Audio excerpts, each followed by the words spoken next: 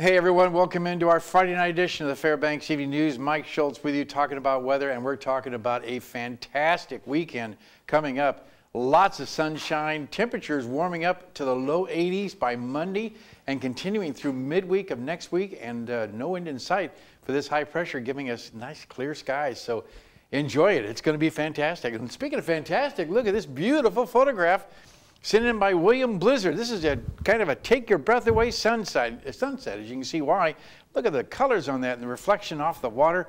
That is just a gorgeous photograph. I wouldn't be surprised to see this in the calendar for next year. Again, as always, photos at ktvf11.com if you want to have a photo to share with the rest of the audience. Here's our numbers. Let's just go ahead and go to the satellite and radar and show that, because it's pretty interesting here. Again, the high pressure is really starting to take over. Look at these clouds just taking a dive down to the south because high pressure is moving in from Canada. That's going to keep all the moisture away and all the clouds away. It's looking really good. And no wind in sight, like I said. Across the rest of the state, what's going on? Well, for the most part, we have partly cloudy skies at Juneau and also partly cloudy skies at Ketchikan. Nice day in Anchorage, it's up to 66 degrees there. And over Kodiak, even the 60s there, 61. With Cold Bay, 68 degrees. So this is all the high pressure starting to work its way into the north. It's this warm down to the south. It's going to really be warm in the interior. Kind of chilly on the west coast, though, 41 degrees at Nome. And Barrow up to 46 degrees. Nice for them. While Fort Yukon checked in with 59. Lower 48 weather looks like this. And again, we're talking about nice weather over the Pacific Northwest. Not quite as warm as it has been for Seattle. It's warming up, though, over the desert Southwest. 100 degrees in Las Vegas. 104 in Phoenix, and the thunderstorms have returned to West Texas. Some of those could be severe. We'll tell you about that in just a little bit. Elsewhere over the northern and central plains, it's not too bad. Close to 80 degrees in Minneapolis. Really hot in St. Louis, 93. Again, the nation's capital. Washington, D.C., 94 degrees. New York at 88. And over the Florida Peninsula, lots of sunshine. On the satellite and radar, you can see a lot of energy moving across the western sections of Texas into parts of Kansas, Oklahoma, and Nebraska. And that spells trouble, because that means that some of those storms are going to become very powerful.